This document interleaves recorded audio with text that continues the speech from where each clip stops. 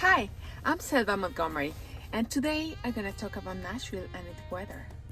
I am here in Nashville, Tennessee, and we're expecting between tonight and tomorrow a lot of snow, so it's possible that we get hit by a decent storm, and we have to be prepared for that.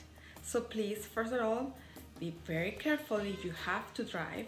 Secondly, it's possible that we lose power at some point, so have the numbers of your power company. Make sure that you know who is the company that have to salt your streets. Make sure that you know names and numbers for any tree damage or roof damage and replacement in your property. I am hoping that nothing like this will happen and that you will have just a beautiful time reading a good book, perhaps with your loved ones.